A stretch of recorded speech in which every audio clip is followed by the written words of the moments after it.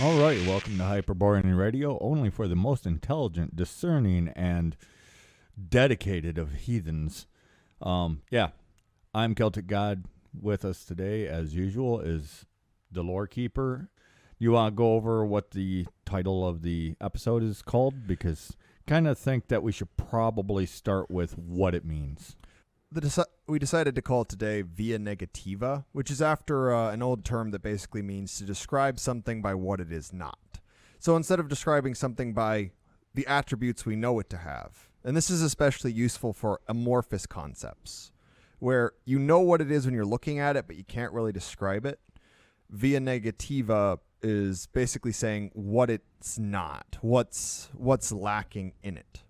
And I think that's one of the most useful concepts there. Yeah, I can't read this. Okay. Yeah, Via Negativa. Definition. A way of describing something by saying what it's not, especially denying that any finite concept or attribute can be identified with or used of God or ultimate reality. So typically it is used in reference to spirituality. Well, and it's because spirituality is one of the most amorphous concepts. Right. The harder you try to grab it, the more that you try to define it, the less definable it becomes. But it's not only that, because it's actually one of the concepts that they use for comparative mythology, or that they're supposed to use. Yes. They don't, but they're supposed to. Well, they go the half-assed way, which is, well, this one has a thunder god, and this one has a thunder god. Comparative mythology. When actually what you would do in actual comparative mythology is thunder god, how are they different? It's kind of, we do this a lot. Okay, we know the shape of humans across the globe, regardless of the species of human. So then we take that and we remove that from the discussion because we already know that we have that in common. And the more in common things that we find and remove, the more the differences actually begin to shine. Well, it's like we were discussing this before, is if you compare us to the other races and you look at what's similar, well, we're both roughly the same shape. We all have teeth. Most of us have noses. Eyes, 5 fingers. Hyperboreans less so, but we were perceived as mostly hairless. Yeah, I'm going to be an asshole here, and I'm going to say that we don't have 5 fingers. We have 8 fingers and 2 thumbs. Okay. You're doing the technically. But it's something that, it's one of the reasons that we're able to notice all these differences between the races is we're taught to look at the similarities, but that makes you miss the world of difference. Right. Like saying, well, this thunder god and really this thunder god. Really, we do it with pretty much everything that we put forward that people don't like to hear is we start off with the assumption that we're wrong. Most people start off with the assumption that they're correct or that they got the correct answer. We start off with the exact opposite. We start off like with the bear thing. We start off with, this is so batshit crazy, this can't be based on anything close to reality. And then you dig into diet, physiology, folklore, mythology, personality, and you're like, wow, I think our ancestors were onto something. We might actually be bear people. Right. Or like that one Chinese guy, he said, we're the hairy people. And we're like, we're not that hairy. Proceed to look into it. We're pretty much the only race with vellus hair. At least on the scale that we have it. Well, yeah, because the other races sometimes have it either because they're mixed or some of them will have it specifically on their face. Mm-hmm. But nowhere else. Or, yeah, there's all kinds of variation, fluctuation. Well, it's like anytime someone says, well, technically, it's there's bullshit coming right behind it. Yes. Well, and what actually got us onto this was we started looking at our analytics for our podcast, which, by the way, thanks, guys, for sharing it around. Our accounts are going up. We're getting more people listening. We really appreciate it. So you guys are doing your job. We're going to keep doing our job. And by the way, we also have a Patreon. I don't know if we've advertised it on here or not. We've been nailing it really good on Telegram, but you guys can follow us on our Patreon, Hyperborean Radio. Basically, right now we're using it as a notepad. As a notepad. We don't put everything on there because all of you guys listening are not following over there on the Patreon. As we get more people, we're going to interact with it more. And we put early episodes as soon as I get the podcast edited for awkward silences and whatnot.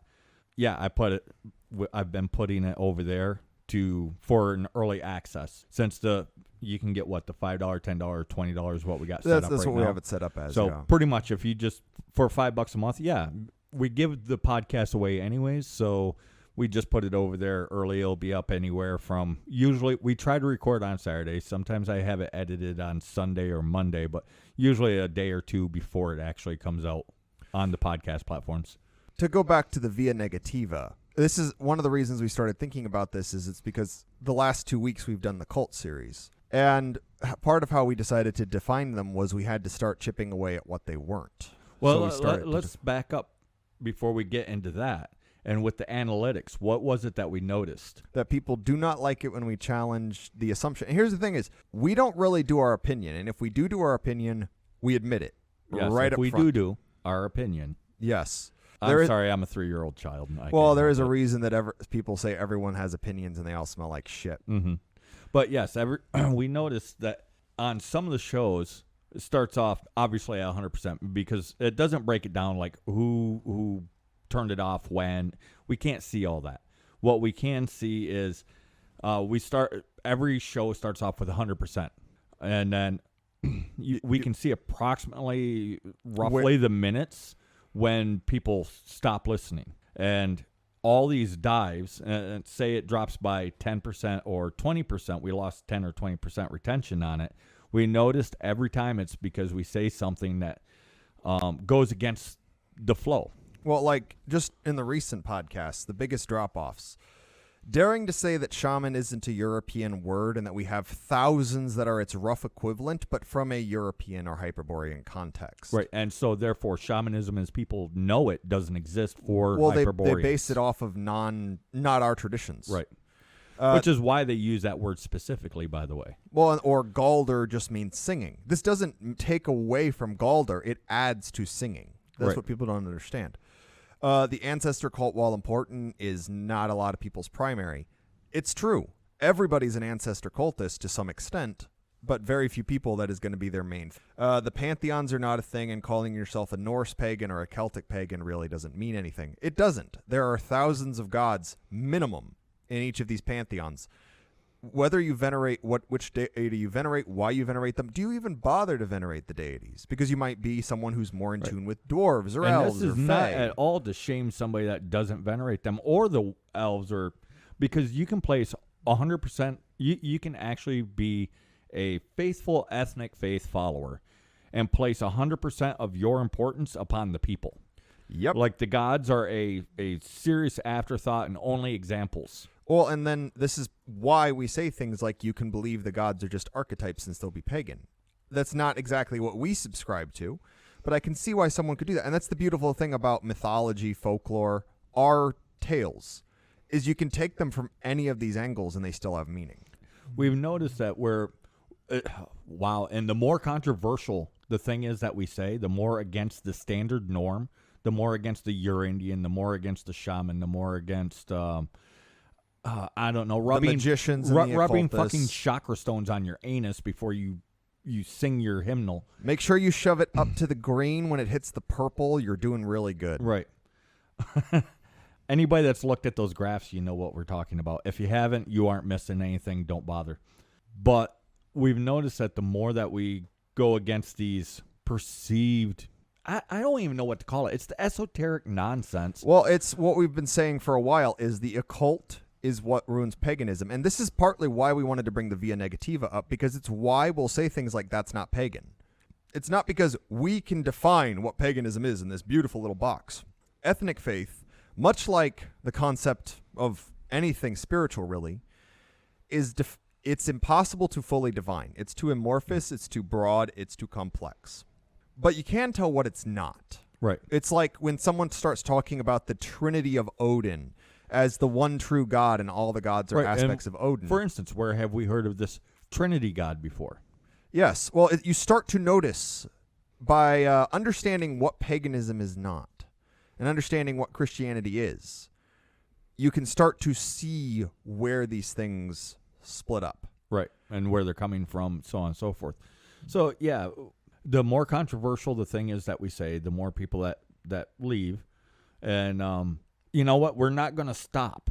Well, here's the thing, is if you want to have your balls stroked and just constantly told you're a good boy for doing whatever some YouTube person that probably read like one book is telling you. Right. Well, there's like the one 1,000 guy people. that you caught him out, and then he just kind of, yeah. Anyways, he was constantly quoting what was it, the Mabinogion, and he apparently never read it past like the first 3 pages. Oh, I never personally confronted him, but he I did. Oh yeah, but he pretty much only says what he always brings up when he talks about it, and I won't name names because it doesn't matter, and we don't want to advertise for him. well, simply put, we're grown-ups. We're not going to start any Right. drama. He knows who he is. If he's listening, hello. Because I've never read the Mabinogion. I've read the first few pages, and then I kind of put it down because it's written, at least the translation I have is written really, really poorly. But the fact that he is quoting from one of those first few pages I've read, yeah, that tells me he hasn't read. Only the first few pages. Well, because the further you get into the Mabinogion, because I've read it's a train sections. wreck. Well, it's not even a train wreck. It's the problem all the Celtic myths had is they were written by people that clearly didn't care about them. Mm-hmm. Like if you've ever read the stuff by Lady Augusta Gregory, the God of Gods and Fighting Men, it is like trying to read while molasses is getting sprayed in your eyes with a garden hose. Right. It is painful.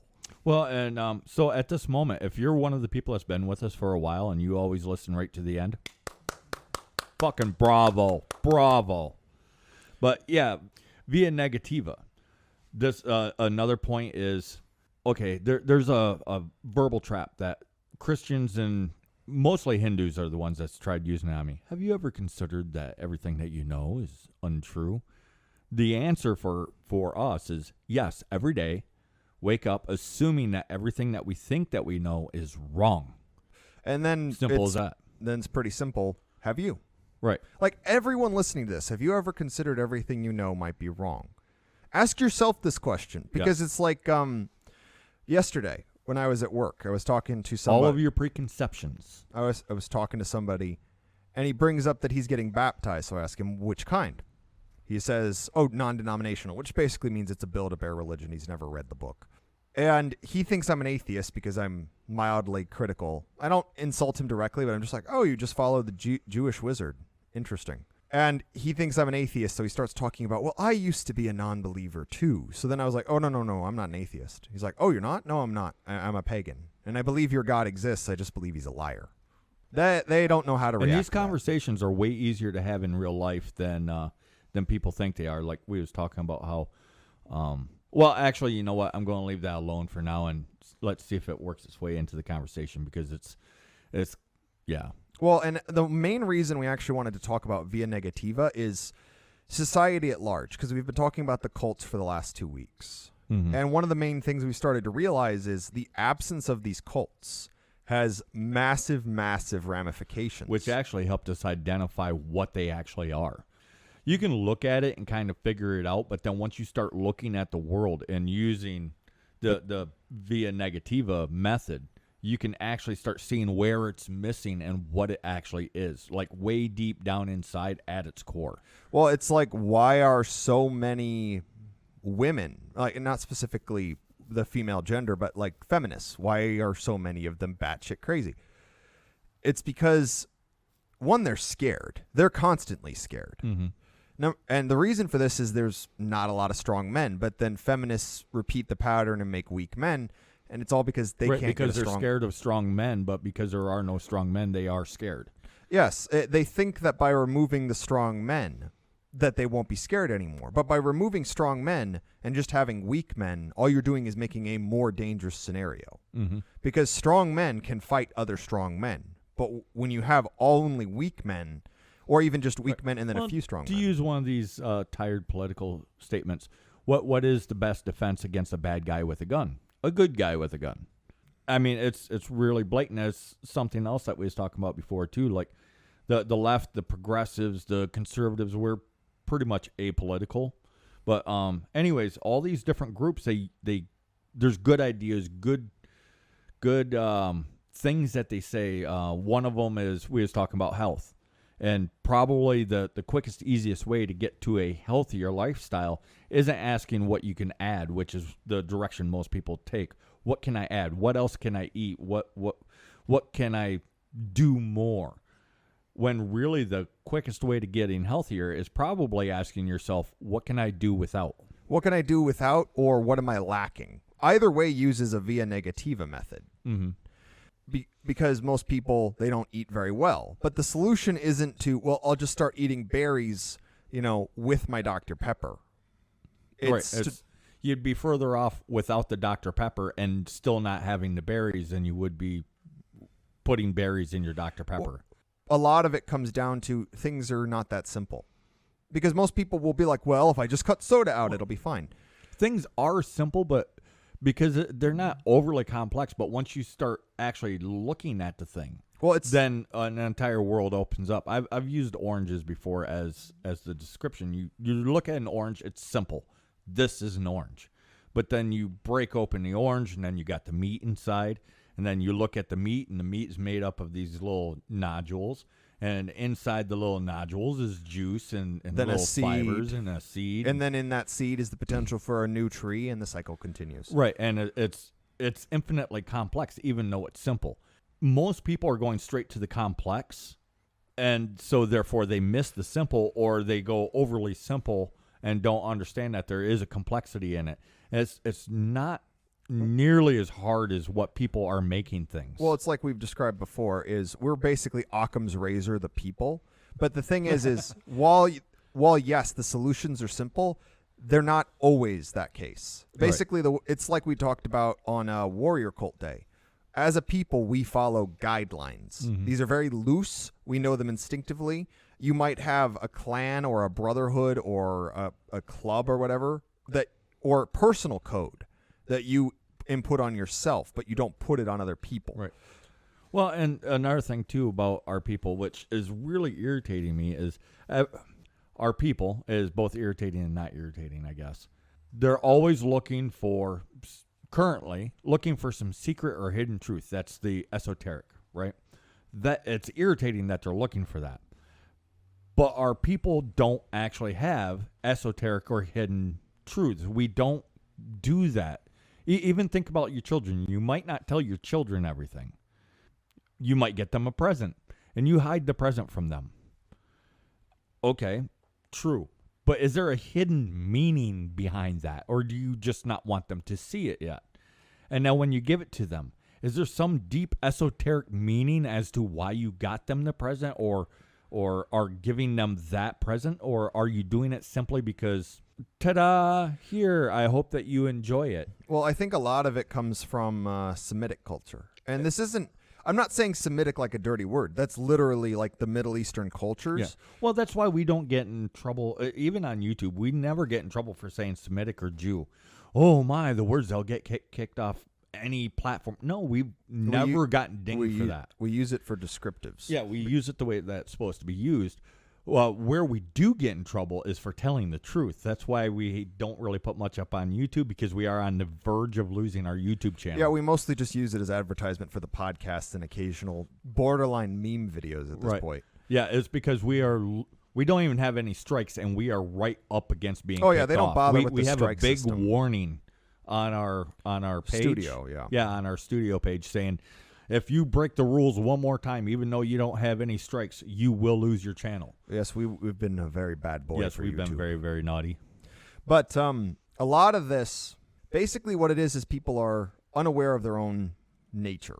And the Semitic stuff, because if you actually look, even like the Greek and Roman, like esoteric traditions, they come from interaction with the Near East. Mm-hmm. So like someone goes to Persia, or I guess today it would be Iran, and they speak to a bunch of their magi, and they come back and they start teaching an esoteric nonsense tradition that involves fava beans being something unable to be eaten for reasons, and the holiness of the triangle or circle or whatever nonsense floats their boat today. Yeah, the crazy personality heading up a cult isn't anything new. Right. Well, as a matter of fact, that's why we was told that our podcast, our Telegram channel, our YouTube channel, nothing would ever be a success and nobody will give us time of day, is because we're not telling people what they want to hear. Well, here's the thing. I mean, like we've known some of the bigger names, in these spheres, whether they were bigger names and have disappeared or they're even decent-sized names now, that have actually told us people don't want to hear the truth. And we just can't believe that. Well, we know that there's some people out there that want to hear the truth. How do we know that? Because you're listening to us now. Well, here's the thing, is it is of no help to our people to hand you a Yahweh replacement. Because people have actually pointed this out. The word God is derived from pagan tradition. Mm-hmm. It is an actual pagan word.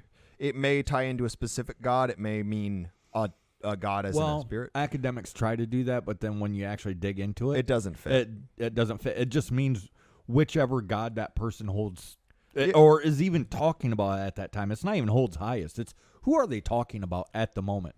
Well, precisely. And this is partly what, but let's just give it to them for now.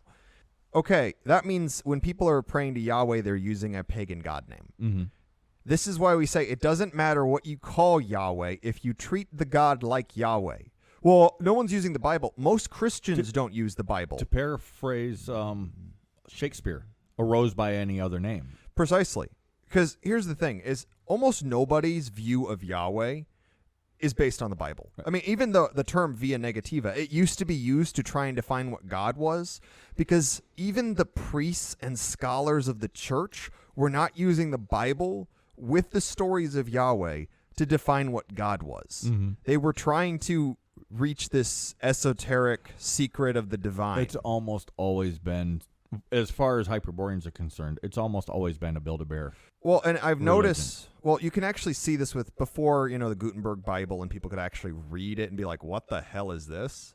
It got really weird. Like in the Alps, there was one Gnostic cult where Lucifer was like the god of the earth and Yahweh was the god of the sky. And basically what they made it into was like, you communed with Satan because why would you bother with the guy in the sky? He's all the way up there. Who the hell cares? He's not listening to us. So they were unintentional Satanists. Yes. You go to Spain, there's somebody who believed that God was a cheesemaker, and the angels were the maggots in the cheese. Mm-hmm. Something else I find interesting is our sub counts on the Telegram. We go up, up, up, down, down, up, up, down, down. Oh, yeah. But we'll gain, like the one day we got 12 new subs. Sounds great. Our sub count only went up by 2. Basically, our sub count on Telegram is the definition of 2 steps forward, 1 step back. Yeah, because it's and we always know when it's going to happen. It's like, okay, we're going to tell them the truth. People aren't going to like this. They're going to go fuck off, and it does on the sub count.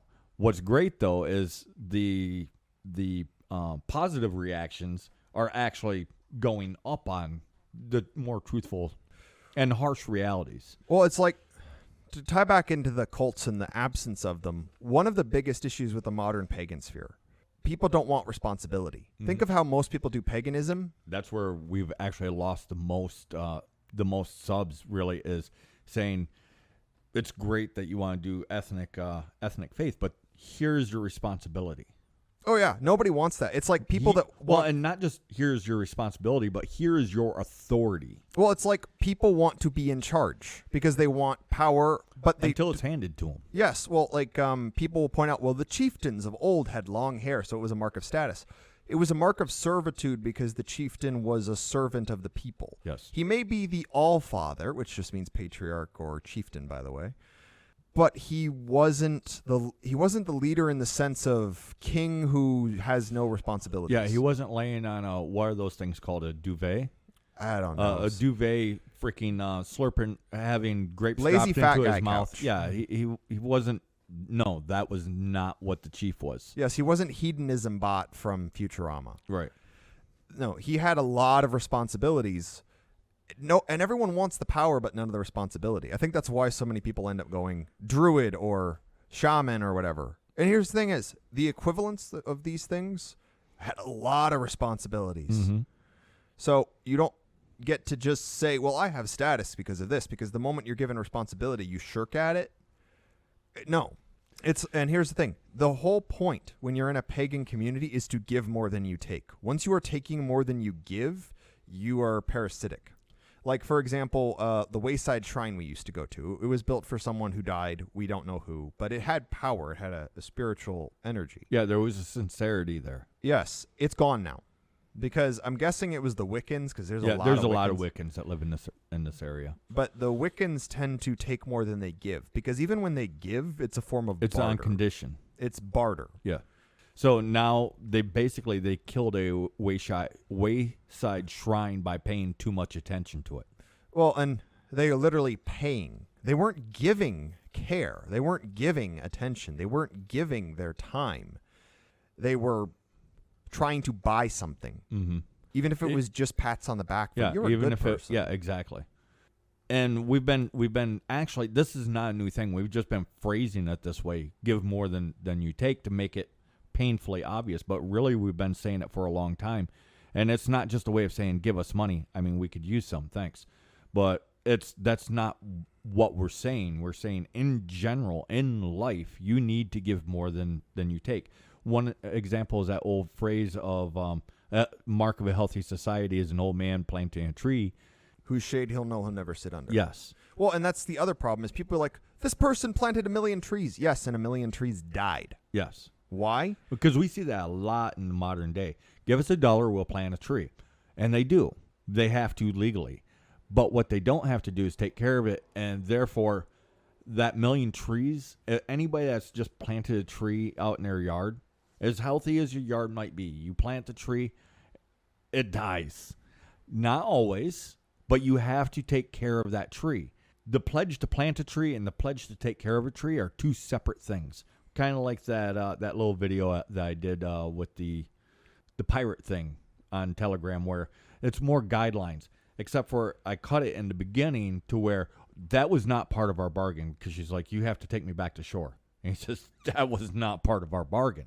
Well, and it ties into Hyperboreans follow the spirit of the agreement, not the literal agreement. Right. You don't want us following the literal. And that's where we end up getting taken on a ride for a lot of these things is we see, give us $1, we'll go plant a tree. That's great. Here's $100, go plant 100 trees. We take for granted that these trees are going to actually be cared for. But they're not. I've actually participated in some of these organizations that do this before they became popular, and I stopped participating because I saw exactly what they don't even give a fuck. No, it's all about a business. The tree that they put in the ground. Now, half of them they just throw down on the ground and call it planted. Some of them it'll be like a trench, and you just kind of scatter the trees out and then kick dirt over top of it and walk the fuck away. They don't care, but they have to put the tree in the ground, which is a sapling, or they're liable by law. So they do the absolute minimum, and away they go. That's why I don't give to things like that. I'd rather give to somebody that entertains the shit out of me. Oh, yeah, like a busker. Yes. And I've paid them well when I had the money. Well, I would love for street performers to come back, but right now I couldn't. It's so corrupt. Yeah. And here's the thing is this is why understanding what's missing from society. And a lot of it comes back to trust. A lot of it comes back to people have lost the idea that we have responsibility to each other. And part of it is there's not a community. Like us, we live in an apartment complex. Mm-hmm. And we do talk to people. And we do try to actually communicate and actually try to do Well, it. that's like McThunder on his channel a couple days ago, last week. I don't know. I lose track of time because we're doing so much all the time. But he did this wonderful post about growing your own food and grow your own food, feed your family. And then I pointed out to him, and your neighbors, because that builds community. He's like, oh, man, I didn't even think about that. So he went back and added it up in there. Bravo. I'm glad. But, yeah, building community, it's really important because of trust. We need to start building trust with each other. Well, and it starts small. It starts with I had some of the green beans we could not eat. And it builds from there. Right. Well, and I've told you stories before where, like, I walked into, because I like the small corner stores, like the mom and pop in the middle of nowhere towns. And I walked in their 4th of July celebration. I bought a bunch of random sodas. I couldn't give them away. Sealed sodas, nothing wrong with them. I literally just walked out of the store with them. I even bought a bucket and some ice to put them in. And I tried giving them away, and nobody would take them because what's wrong with it? What's wrong with it? Well, it's partly people are trained not to accept gifts. It's actually, I've brought this up and we'll probably end up doing a podcast on it at some point, but like Santa Claus, for instance. Mm-hmm. Oh, he's just a commercialized Coca-Cola mascot. No. You have no idea the importance of Santa Claus on a cultural, spiritual level. He's effectively the spirit of giving. I mean, it's even said, the spirit of Christmas, the spirit of giving. When you commercialize the spirit of giving into nothing more than a mascot, buy my plastic crap. That level of spiritual tainting, and I don't like using these like weird holistic hippie words, but for lack of a better term, Fucking hippies. It's true. When you corrupt something as simple as a spirit of giving into a spirit of commerce, something bad has happened. Right. So from a healing, spirit of healing to get into the cults that we've been trying to, and we have been talking about them, just not in the way that makes it blatantly obvious. But you remove the healing cult, that goes away and it becomes mercantile. Well, yeah, like medicine used to be a sacred rite, R-I-T-E. If you went to a healing temple, they had to help you. It wasn't about could you pay, it's what can we do for you? And then they might receive gifts or renown or something like that, like the Temple of Asclepius. This has been twisted into, well, we have to praise the great doctors. Well, they even went so far as to change the symbol from the symbol of healing to the symbol of the mercantile. Well, they changed it from the god the rod of Asclepius, which is the god of medicine and healing and these sorts of things. I don't even think they use Hygeia's symbol, which is the I haven't used for seen pharmacy. it except for in the oldest of places. But they changed that to Hermes' symbol. And Hermes is a neat god, but he is the god of thieves and merchants. Yes. So they've changed the medical symbol from the healing symbol to the symbol of mercantiles and thieves. Yeah. And it shows. It shows in the care that they give. Yes, they are no longer devoted to the god Asclepius. They're devoted to the god Hermes. And we wrong pointed out business for that. And we pointed out the healing cult is more than just medicine. It is the group of busybody women that are bored, but they want the community to get built up. So then they use their busybody natures in a positive way to create, I don't know, a barn celebration for Halloween, and then they badger everybody to show up.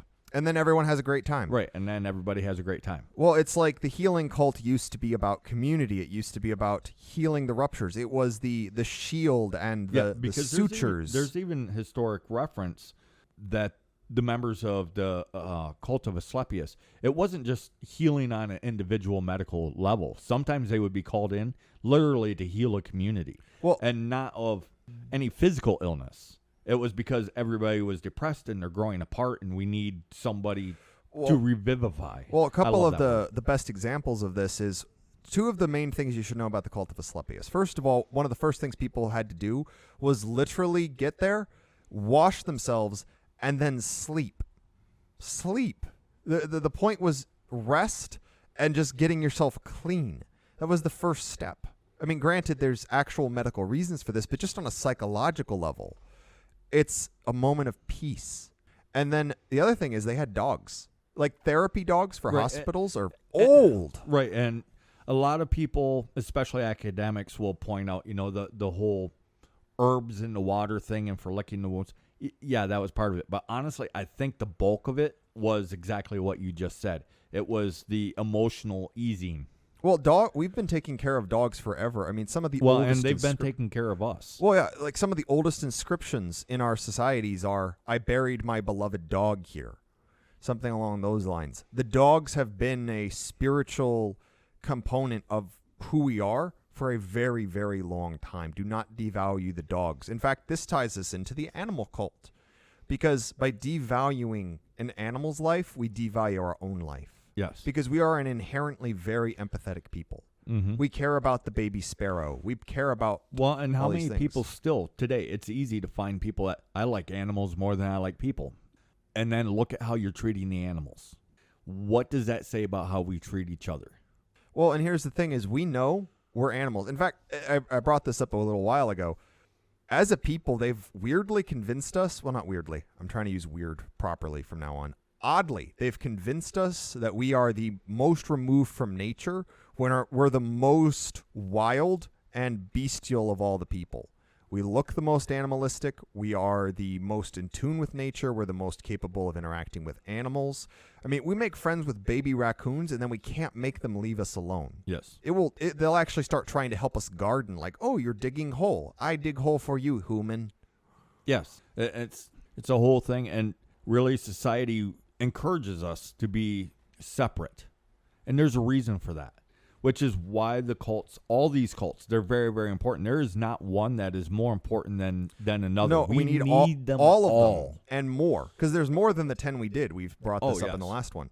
But that ties into the wilderness cult, and what's that cost? We're not able to be part of nature. We define ourselves as separate. Right. There's the human, and then there is the non-human. This is not okay. This is not how we're meant to function. Right, and we're not talking about in some weird hippie-ass way, because every one of these groups, the hippies, they get certain things right.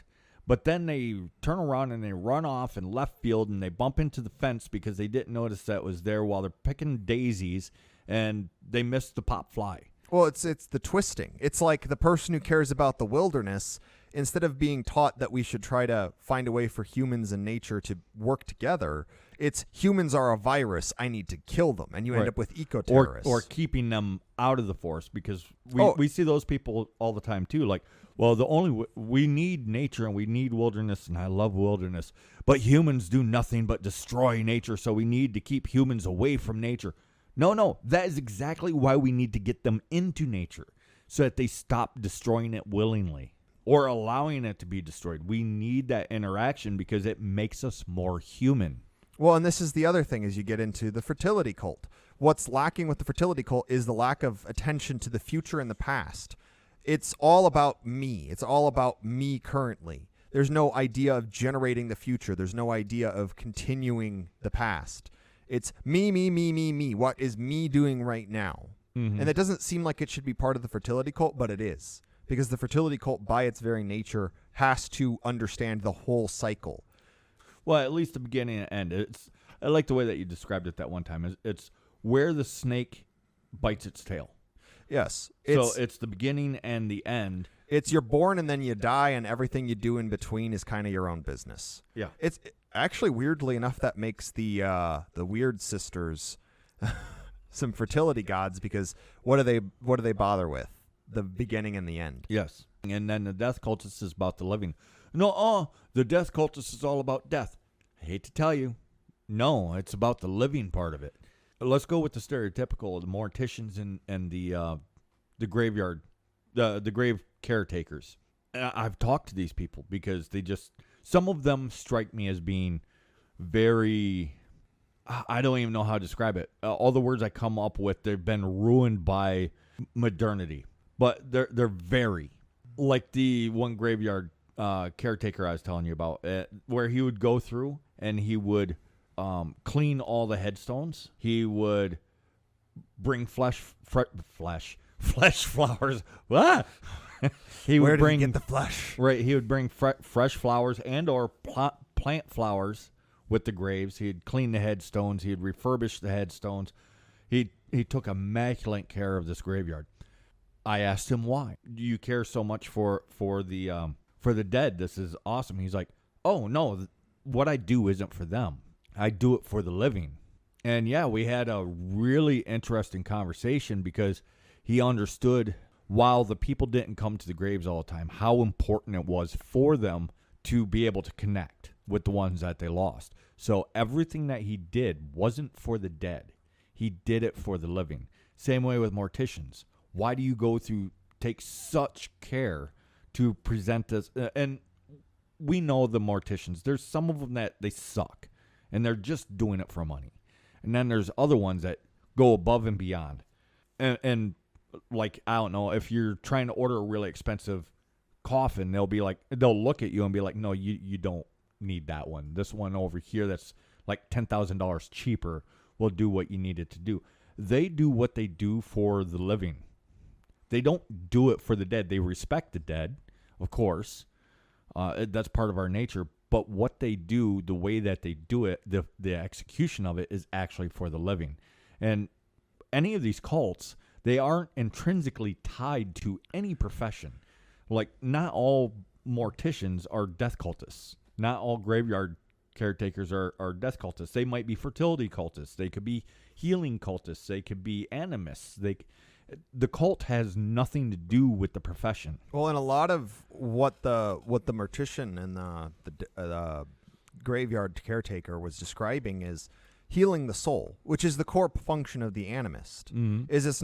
It is healing the soul, not just of people, but of a place. Right. It is something that is so damaging right now because here's the thing: is without the soul being healthy, and it's not just the individual soul. It's the soul of the people. It's the soul of the place. It's why when you go into a city, everything, you can feel almost a radiating anger and sorrow. It is a confused, angry area. And if you never left the city, you might not know. You notice it, but it just doesn't hit your consciousness. You have to get away from it and then come back, and you can feel it. Well, it's weird because I actually when I used to drive my old hometown, when I used to drive away from it and then into it, I didn't really notice anything because I would move too fast because highways. But then one day I took a really long bike ride. And then when I was coming from a town outside of where I lived and I was coming home, I could feel once I realized I was back in town, it was like a wave of just depression and fear and anxiety and all of these negative components. And I'm not from like New York or Chicago. This is a relatively small city with a lot of trees. It's still, you could feel that broken down despair. We need to fix it. And the easy answer is leave the cities. Well, yes, it's a thing. But cities are still going to happen. We've discussed this before. There's no reason for the cities to be the way that they are. We've nearly always had cities. I mean, if all the villages, let's go with the stereotype, all the villages cap out at 250 individuals, except for this one over here at a crossroads. That one has 5,000. While we wouldn't call a population of 5,000 a city anymore, in comparison to 250, 5,000 is a city. Well, and here's the weird thing people don't understand about cities, is cities are not just a village that kept growing. Because usually what ends up happening is the cities grow into each other. Like New York is a famous example because it was originally 5 separate cities. Well, that's like the city that we live in right now. It's actually like a dozen towns that grew together. Well, that's like my hometown. It is vastly connecting, and because you can actually drive through, there's literally a town that is surrounded by my hometown. You can bike through it, and no matter what direction you leave it from, you will hit my hometown. That's how big my hometown is. And the thing is, it's always done this to one degree or another since we started building villages. Yes. And it doesn't matter if the village started at a cave where we wintered and then we just never left. Well, and if mounds are the way we think they are, because like we believe that based on the evidence and what we've looked at in our own people's nature, a lot of the mounds were actually homes. Mm-hmm. And it actually fits. You should look into it a bit more. Or go back and listen to the Mounds podcast. Yes, get into that a lot that's even better. Go back and listen to the Mounds podcast. If you haven't already, that's all the one of way my through favorites. from beginning to end, because you guys are the cool ones. Yes. Not the people that leave just because you get your feels hurt. Yeah, that's one of my favorite podcasts, so check that out. But if you actually look at that, some of those mounds go on for miles. Like in America, we have some famous mounds. And if you buy into some of the stuff that implies we were here before the supposed European settlers, pretty much the entirety of the Mississippi would have been one giant mound village. Yeah. And can we prove that? No, we but can't. We can also point to how people instinctively love hobbit towns. Right. And that's one of the things I did was I took real world mounds, pictures of the hobbit village that they built, pictures of fortresses, mixed them all up. You tell me which one is which. Well, which one is the house, which one is the burial mound, and which one is the fortress? Well, it's nearly impossible to tell them apart, isn't it? Yes, and it also ties into our own nature because, this mound is clearly sacred because it's made in the shape of a bear or a snake or whatever. Yeah, we do that now. What about the one that's built in the shape of a giant penis and testicles? Well, that's the thing. I forget the name of that one. Well, we have houses now that are shaped like a boot, that are shaped like a pine cone. Yeah. We do it all the time. It's because, what if we did this? Said we do. And then eventually we get bored of it and we destroy and it. sometimes it happens on accident, and sometimes it happens on purpose. Well, that's like there's an entire village that's in the shape of a person in, I think it's Italy. Mm-hmm. I don't think that was done on purpose. I think we just kind of ended up doing that. It's quite possible. It's also possible that maybe it was planned that way. But it doesn't matter because the fact is it's shaped like a person. And that's a lot of what's missing, because it's not just the 10 cults we've talked about and all the cults together. The further our people get away from our ethnic pagan roots, our native spirituality, the worse things get. And you can see it because, like we've been pointing this out, is you have hollows, people that look like their very soul has been eaten out by termites. Right. Most people know them by the term NPC. NPC or doll's eyes, Yeah. because they usually start to lose the light behind their eyes. It's like there's nothing, nobody there. The lights are on, but nobody's home. Well, and this is my theory on them. They was born with a soul, with that seed that could grow and flourish and become a great and mighty, I don't know, oak tree. Spiritual oak. Yeah, the spiritual oak. However, they let it die for a myriad of reasons. There's a thousand reasons that a person might let that die, and they become empty. Which is partly why I tell people, every pagan out there, every person who practices ethnic faith, you are a beacon. You are there to light them up, light their inner flame again. But you don't do it by, well, I can help you. I'm a trained Gothi of the whatever. No, the Gothi thing pisses me right the fuck off.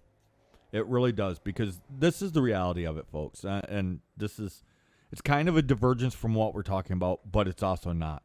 Every man is the priest of his family. Well, he is the spiritual guide. The woman is like the spiritual light, but the man is the spiritual guide of the family. This is your responsibility, damn it. Yes, and you do not offload it onto somebody else. Have you ever wondered why they made you call the priest father? And this is the thing is, via Negativa, what was a pagan priest? Actually, look at the evidence. Look at the stories. What were they? Because they almost never show up, if you haven't noticed. And when they do, it's a completely different divergence from how everybody else does it. It's completely infuriating. And I've noticed that the bulk of the time when people leave us, we're not even taking away their toys, because while we take away their little toy car, we turn around and hand them back an RC, a big giant RC car that they can play with. So did we take away a toy? Yeah, but we gave them more. We gave more than what we took. The other is when we say, here is your responsibility and all the authority that goes with it. And they're like, what? No, I can't have that. Well, it's like when we explain that just because a god is male does not mean it had mostly male followers, and vice versa. Like, for instance, Freyr, he had male followers, yes. But most of the records I found indicate primarily female followers, at least the ones that were fanatical. Right, the ones that were enough that people actually wrote about them. Yes, and it's actually the reverse for Freya, because keep in mind that she gets first dibs on the dead warriors. Mm-hmm. So that doesn't really lend to being female-centric. Right. And there's even a famous story. She has male followers primarily, at least it's not that females didn't venerate her, but at least in stories, Freya is mostly male followers. Right. Well, on the podcast where we mentioned that, we lost, almost half the people listening at that point, moment. We're still averaging over 50% retention rate. Right, which is great. That's phenomenal. Fantastic. Most people are lucky to hit 10. We have some where we have actually retained 100% from beginning to end. Yes. They're rare, but we have them. Yes, because we're fantastic. Yes, we are amazing. But I would actually encourage people, use via Negativa when you're trying to figure something out. Like when someone starts talking about, well, Indra and Thor, well, they're both the same because they're thunder gods of the Indo-European tradition. Which, first of all, no, it's not even Indo-European. They Indian. Got a new name now. It's Eur-Indian. You guys pose that. I do love that. Yours. I do love that the Hindus themselves are being like, no, these are our gods. Fuck off. Yeah. So, and I believe that we do have some Dravidian listeners. If you guys are some of these people fighting it, thank you. Yes, I'd buy you a beer, but I will probably never meet you, and I might not believe you if you showed up. So, right, yeah. But it's one of those things. It sounds like it makes sense because these are both fighting gods. They're both thunder gods. On a pure academic level, when you're, But Sure. the thing is that Venn diagram, those connections, it's not that simple. There is massive differences between these two. There's a reason why most actual disciplines in the world do not use Venn diagrams. Have you noticed that? Yeah, it's because they're too easy to manipulate. they're too easy to manipulate. And here's the thing is, if I had to describe things overlap, like the cults, for instance, because all the cults, if people pay attention to how we presented them, they all have overlap. That's why we were able to lead into one into the other. And it's because it's basically an endless fractal pattern of all these cults in a Venn diagram. Because each one has things that are unique to it, but there's a lot of overlap with all these others. And it's just the natural way of things. It's the guidelines. Well, most of the time we do this, but today we're doing this because of this. It's just how it works. Yeah, and this approach is actually useful in so many ways, whether you're dissecting history, trying to figure out what was, what is, and what might be. These things have been lost in translation, and there's too many people that I don't know how to word it other than they're too busy examining their fucking belly buttons. Well, I guess the way I would put it is, if you are doing paganism and you are completely and utterly self-centered or isolated, because you don't necessarily have to be selfish. You might just be isolated. But if you're truly isolated, there's a lot missing from paganism. Mm-hmm. Because paganism is... There's just certain things that you can't do. It's community-oriented. It's like if you... Go out, shake some babies, and kiss some hands. Yes, precisely. What we have to do is we actually need to understand paganism is a community-oriented thing. And actually, I've noticed a bit of a problem with the general spheres is spheres that have mostly males tend to make the females, because the females try to hang out with the males at the same time, they make the females behave more like the men. And vice versa, the ones that are very female-oriented, the men are all relatively effeminate. Not necessarily gay, but fairly effeminate. Yeah. And it's because there's no understanding that these two they can work together, but the women do things the women way and the men do things the men way. Right. It's why there's this constant battle for what is paganism. Men do men stuff, and women, you do women's stuff. That's the way it's supposed to be. And then where we happen to meet in the middle, that's where we make babies.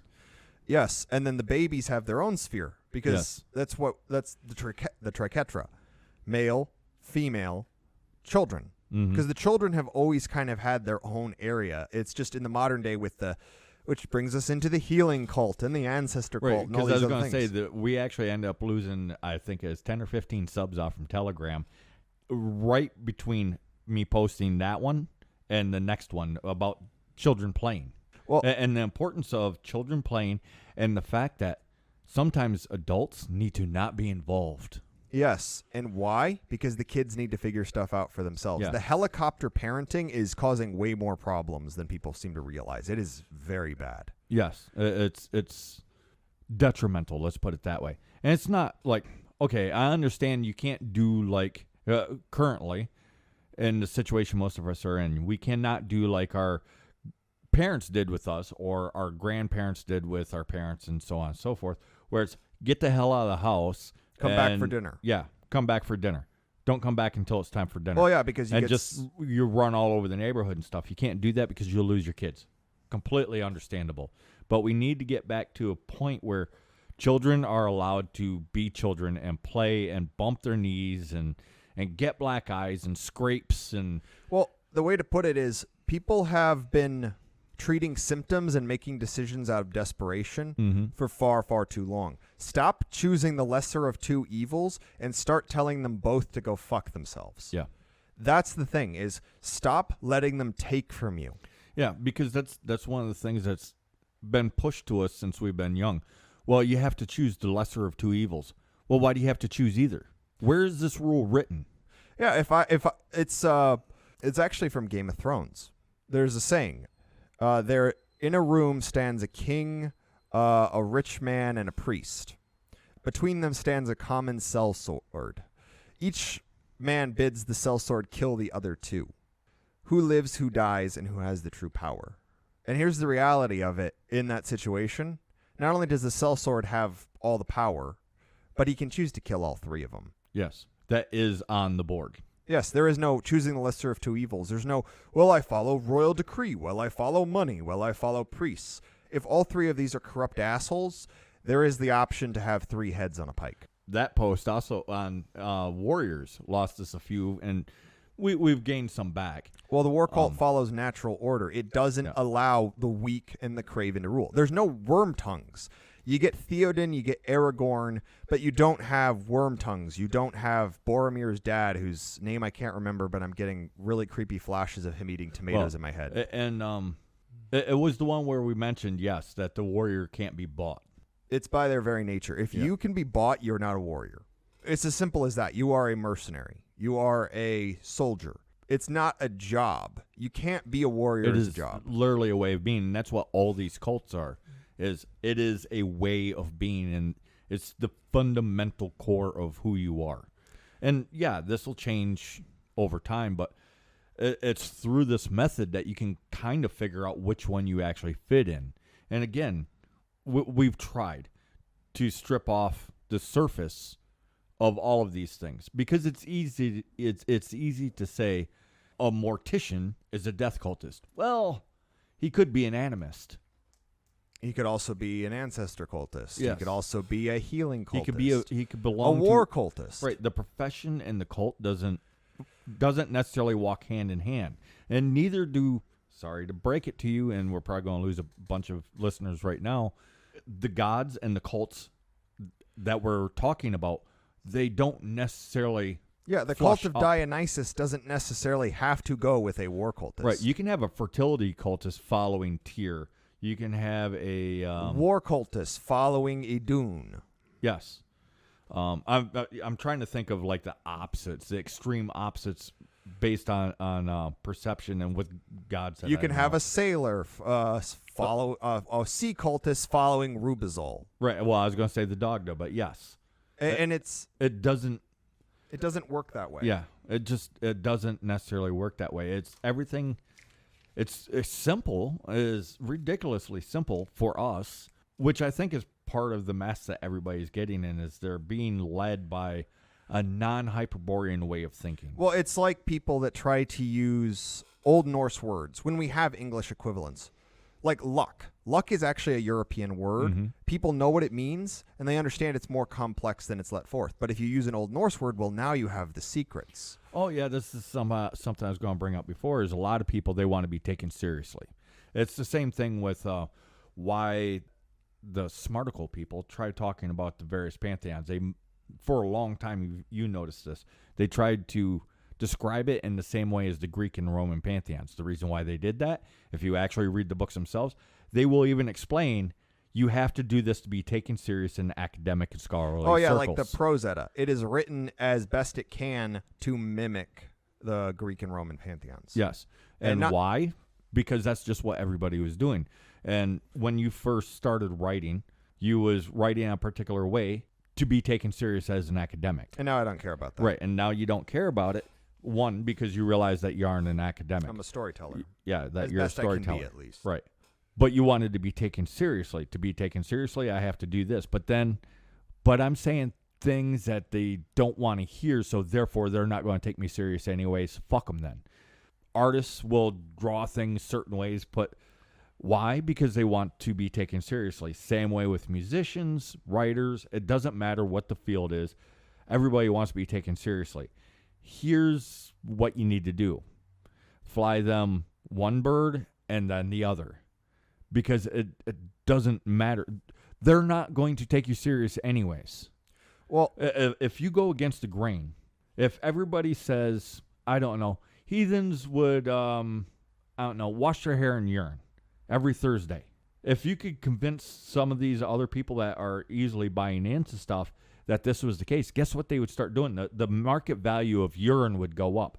Then you'd have people pushing their brand of urine, and guess what they would push? Oh, yeah. Like the story that heathens wash their hair in urine every Thursday. Well, my personal favorite is there's actually a trend right now for drinking your own urine. Yes. So it's I love how hippie-ish the Christianity is getting, because it's become a fad to enter Christianity. Yes. And That's why Christianity is growing. Is that it's a fad. You got your YouTubers doing it, and then they're talking about it, and my life is wonderful since I went to Christianity, and so on. Well, and so it's like forth. the guy that I was talking to at work yesterday. He went to Christianity, non-denominational, so he didn't even bother to research that. And from what I can tell, it was literally because of a bad breakup. So desperation. It's the same thing. It's the same thing they've always preyed All on. cults thrive on desperation. Well, and we're not referring to the type of cults that we were referring to earlier. Yeah. We're referring to the Charles Manson version of cults, Right. not the old school version of cults. It's why we didn't want to use the word cult. But there's no better word. Yeah, we can't. At least we couldn't think of one yet. Well, eventually we probably will. Eventually we will. It's like a lot of things. We eventually think of a better word, like Hyperborean instead of... Instead of white or European. Or Chimera instead of hybrid or mutt. Right. And here's the thing: is I'm gonna paint a picture. Let's say that we were able to bring these things back. These things that, if you look around, you can see that they're missing. You can define them as by the very absence they leave. How would the world be different if we were able to bring these cults back? And it would be decades of and healing. bring them back strong. Yes, the communities would be healed. The people would be able to go into the woods. The nature would thrive, but not at our expense, but at our betterment. You would have people exploring, innovating again. You would have the traditions again. You would have people loving life and enjoying it, knowing that it ends at some point, but we get to enjoy it while we're here. Mm-hmm. So much could come back. So much could be more beautiful. Well, shit, just more trees in the cities. There's no reason why there can't be more trees in the cities. Well, and here's the thing is cities are full of empty buildings. Replace those with forests, or heck, turn them into something else, something more useful. Mm-hmm. It's not as hopeless as people think it is. The reality is there are so many options, so many possibilities, and they're not that hard to accomplish so long as people are facing the direction of wanting things to change for the better. That's the core thing there. And I think with that, I'm going to go ahead and say, use the via negativa method. Look around. Describe things by what they are not. Look at what is missing. Look at what something definitely isn't. Paganism is not a universalistic faith, so if people are presenting it in that way, you should probably notice that they're not actually practicing paganism. They are practicing a New Age universalist faith. And look around and see all the places where paganism is lacking. Just because you use the name Odin, like Melusine is used on Starbucks sign, that doesn't make Melusine. That doesn't mean they're invoking Melusine. They're using Melusine. They are taking. They are not giving. And with that, the Lore Keeper is going to sign off. All right, and if you made it to the end, thank you. You win the game. Consider following us on Patreon because that would help us out a lot. It'll help us with the quality of the shows that we can do, so on and so forth. You know, unfortunately, we're fighting an information and entertainment war. So, yeah, the dollars count. Currently, right now, we are 100% funded by the people that listen to us and read our content. So, on that note, yeah, everybody stay strong, man. And, yeah, see you next week.